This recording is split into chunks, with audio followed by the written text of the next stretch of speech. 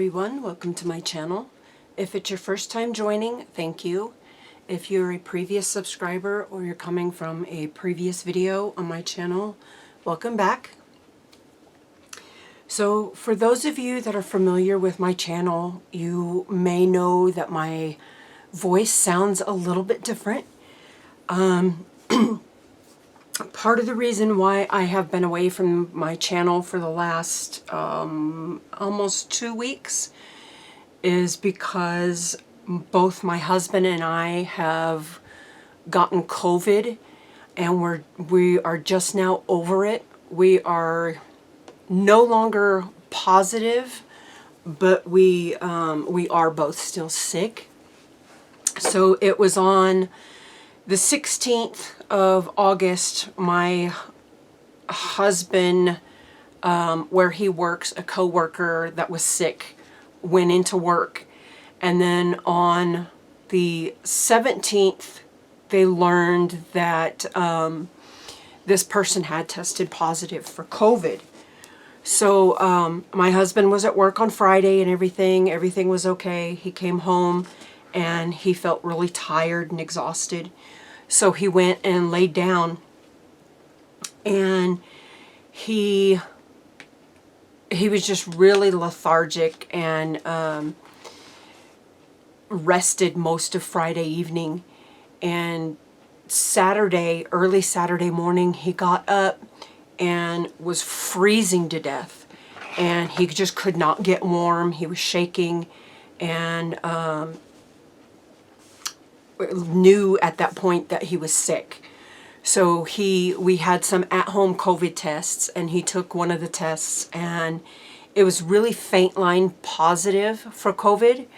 And so he knew, if you're familiar with at-home COVID tests, you'll know that even a faint line is a positive result. So all day Saturday, he just kind of stayed in bed and slept and took ibuprofen. I made sure that he had his hydration, that he kept on drinking water and things like that. And then by Sunday night, I started noticing that my whole body just hurt so bad. And I didn't even think of at that point that I was sick. And I just figured it's because I'm worried about him, I'm stressing about him, and so I just need to take it easy a little bit and get some rest as well. And then again by Monday, I felt good, I felt okay, I was tired.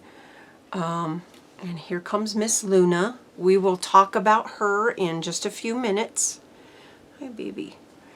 And I knew that maybe I may be getting sick, but I still did not test positive. Or if I was positive at that point, it wasn't registering on a COVID test yet. So I knew that since he was sick, he was going to need some medicine and a few things. So I ran to Walmart and had my face mask on just in case. Since I knew I was exposed to somebody with COVID, I was wearing my face mask and went into Walmart, got a few things, and I wasn't even away from the house for an hour. I had purchased some additional COVID tests because I knew we'd need those because he could not return back to work unless he was positive or proved to be negative. So I got some things like that and some NyQuil to help him sleep, things like that, and some meals to throw in the microwave, make things a little bit easier.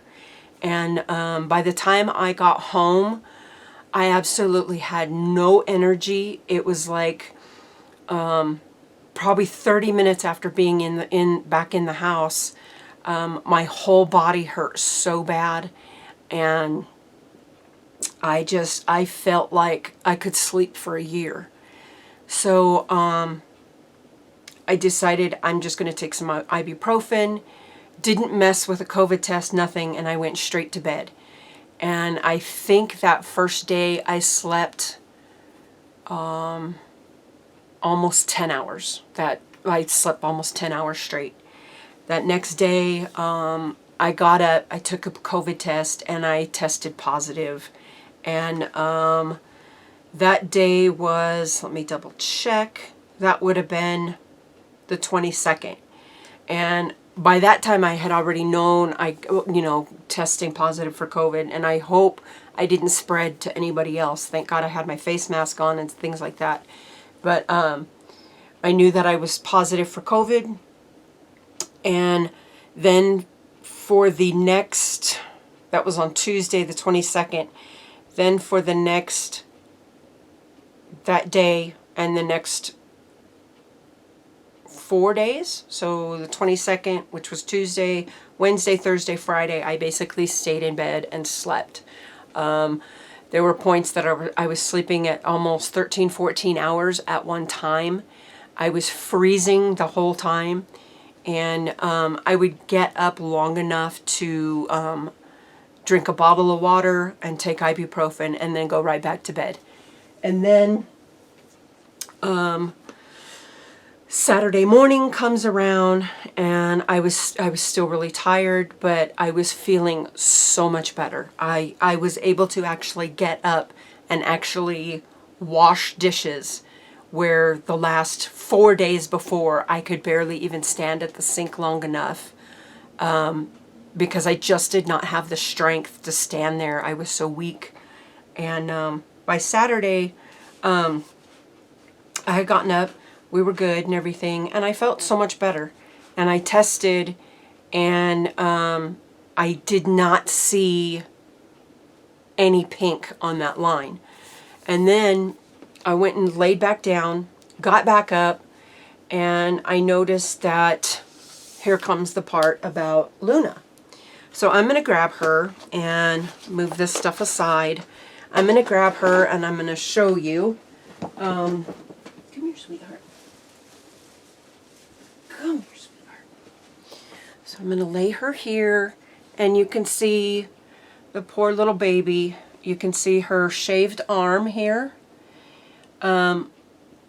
I noticed that Luna was really sick, and she had been trying to use the bathroom, and she could not use the litter box. And I didn't know what was wrong. And actually, I think it was, well, Friday, I knew that she couldn't use the restroom.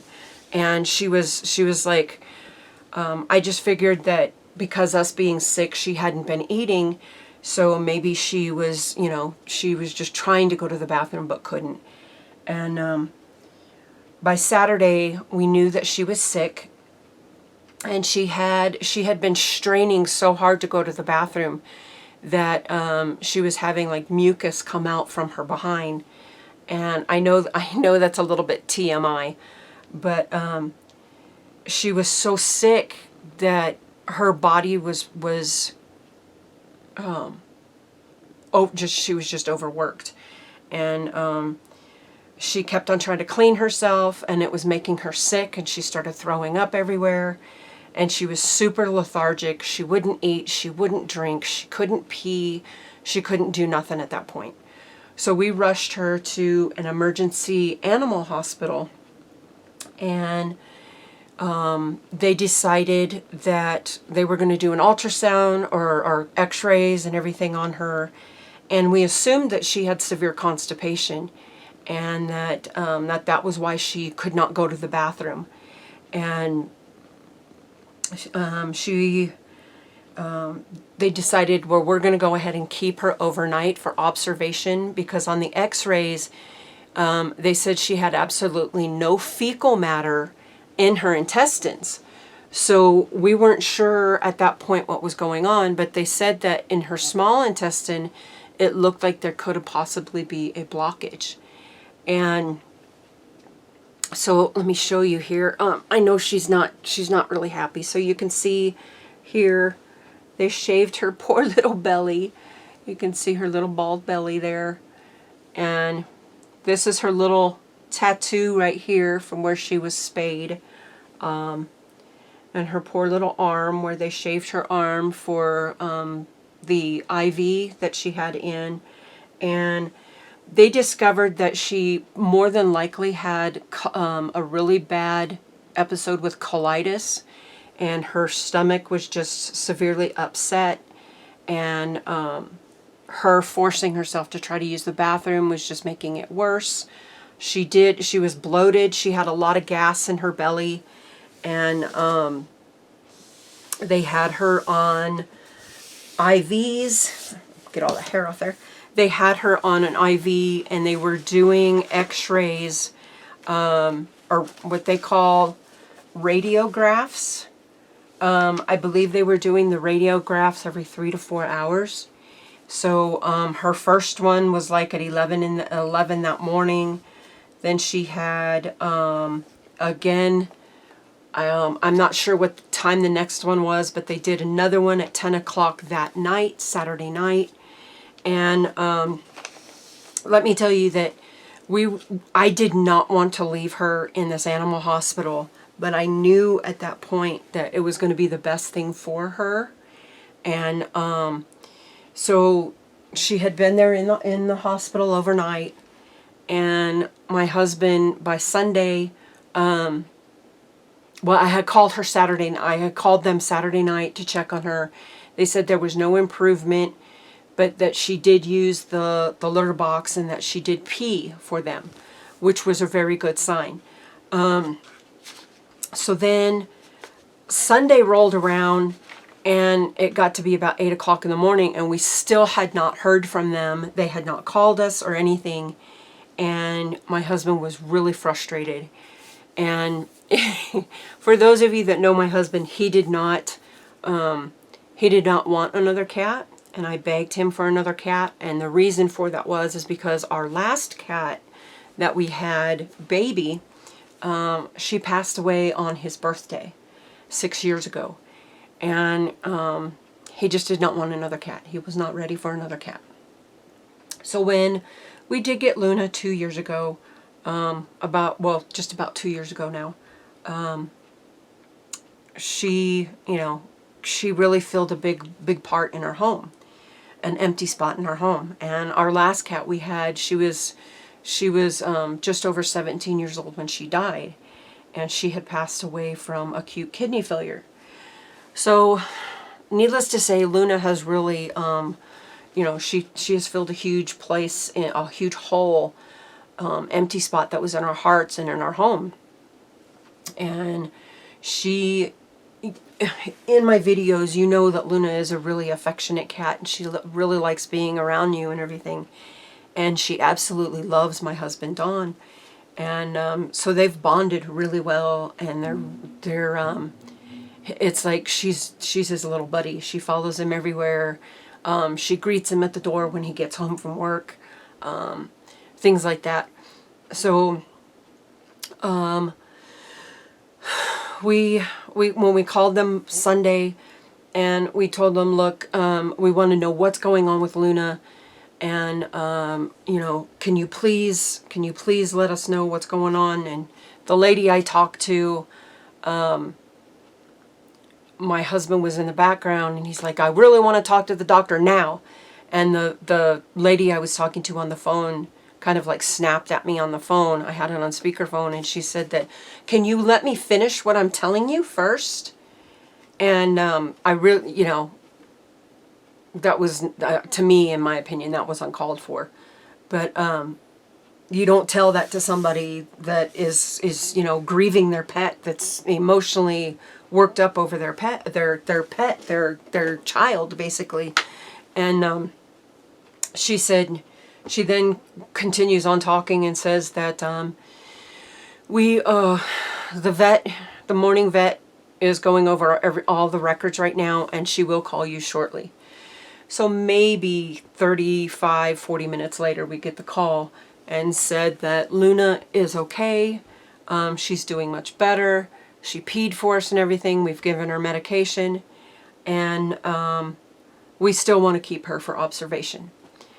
And my husband says, no, we're coming to get her now.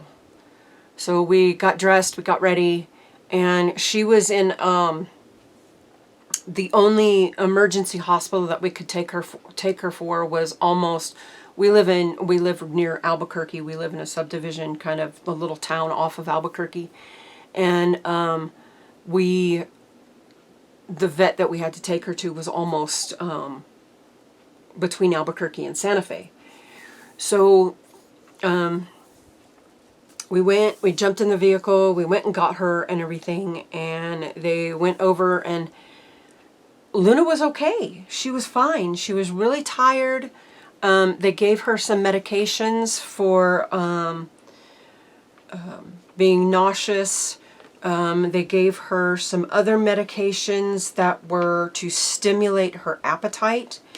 And today is Tuesday, and tomorrow I'm supposed to give her another dose of this particular type of medication. It's called mirtazapine, something like that. And it's to help stimulate her appetite even more. She is eating. I'm kind of jumping ahead though.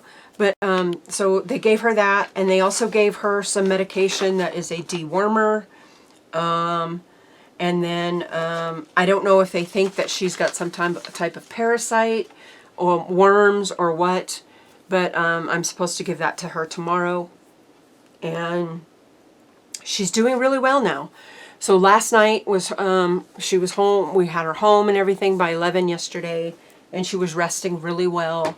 And she didn't eat anything for quite a while.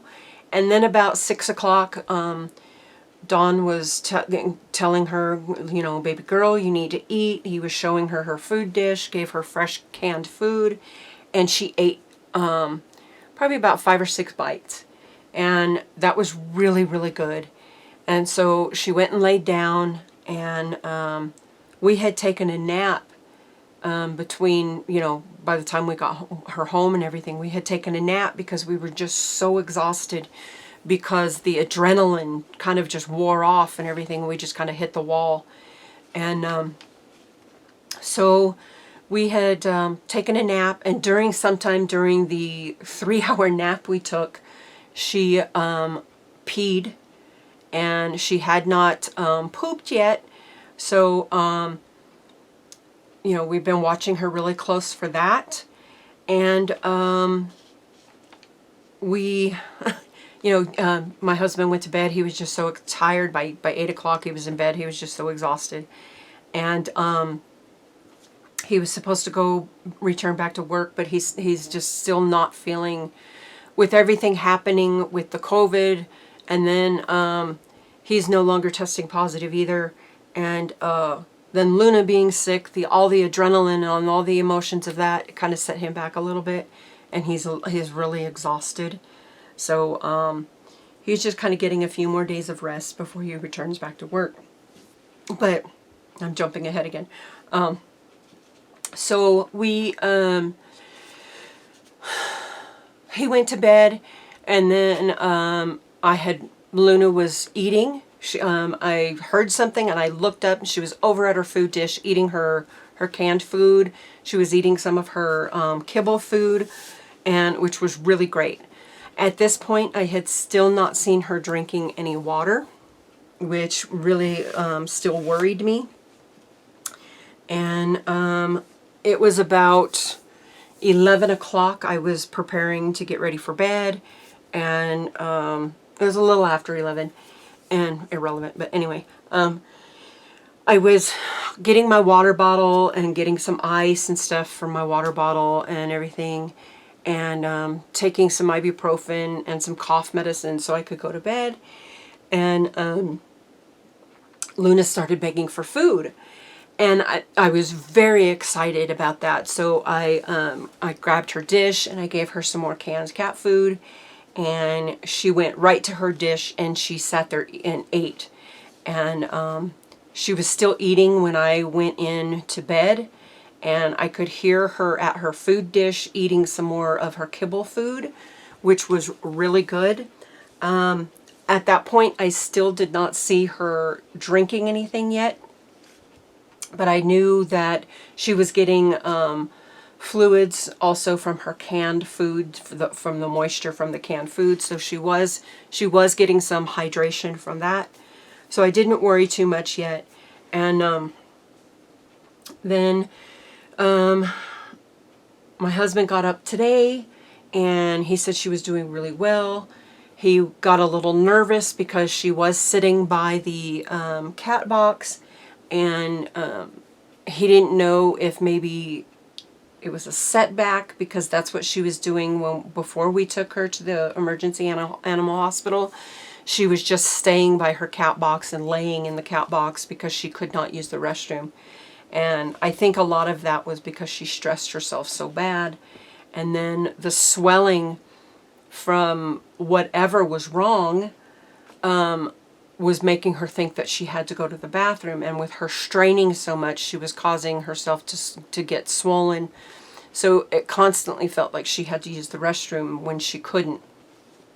But so he was thinking that was a setback this morning. And he said she got up. He asked her if she was okay, petted her a little bit, and she got up and she followed him to the front room, and she got up on her little cat tree where she lays all the time, and everything was fine. And then I got up, and my husband was going to eat something and then go lay down, so he made himself a sandwich. And Luna is a very food motivated cat. And so while he was sitting there eating, and he was making his sandwich and stuff, she was begging for more food. So he put more canned cat food in her bowl for her, and she ate, and she was eating some kibble. And her favorite thing when we sit and eat is to get up in the window that's right by our dining room table, and she sits in the sun in the window. So she was doing that while he was eating his sandwich, and next thing I knew, I heard something again, and I looked over, and she's sitting at her bowl drinking water. And I kid you not, it had me so happy to see her drinking water that I was getting all teared up. I was practically bawling because she's finally drinking water. And so that was really great and everything. And she's still really tired. She's laying in her bed here in my room, my sewing room. I have a little bed for her down on the floor in front of my TV. And she's laying there right now resting. Her ears are moving back and forth, so she's listening to everything I say. But it was a pretty emotional, taxing, I guess, last 2 weeks. So it's been, 2 weeks now since the 16th, basically. Tomorrow the 30th will make 2 weeks. So it's been a really busy, emotional, stressful 2 weeks. As you can tell by my voice, I'm still a little bit sick. I'm still coughing, but I've been taking cough medicine, keeping up with my ibuprofen because that really seems to be helping.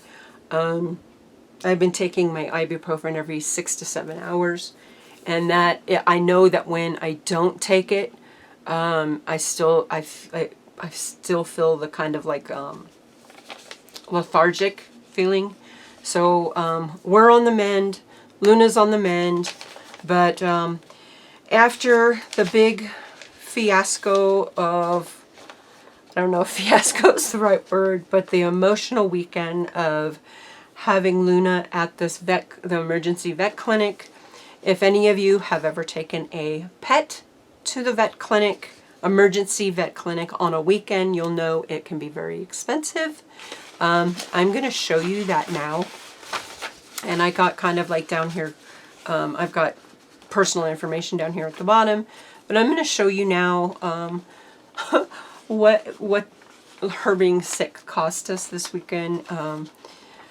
It's very expensive, and that was another emotional thing, knowing that thank God we had this money to take care of her, because it's she's very important to us and everything. And the last thing we wanted was they made us sign a do not resuscitate order, a CPR order, whether if we wanted them to perform CPR if something happened, anything like that. So we had to sign all that kind of information. But this is what it cost us to have Luna this weekend at the emergency vet. This $180 was what we paid first, and that was just basically a retainer to have her even be seen. And then the next one was, I can't remember the next amount, but I think it was the $707.11. So, and then it was the $834 that we paid. And then when we went and picked her up yesterday morning, we had to pay another $707. And that was to cover all the x-rays and the medication and the IVs that she was on. So a total that we paid was $1,721. And I'm just, like I said, I'm thankful we had that money so she could be cared for, because I don't know what would have happened if we didn't. We are so happy that she is doing better. She's not 100% yet, and I wouldn't expect her to be after such a big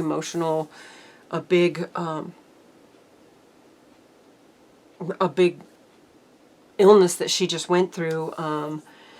So we're to watch her over the next few days, and then if anything happens where she's not eating or she's not using the bathroom or anything like that, or she starts vomiting, all that stuff again, we're supposed to take her to our vet.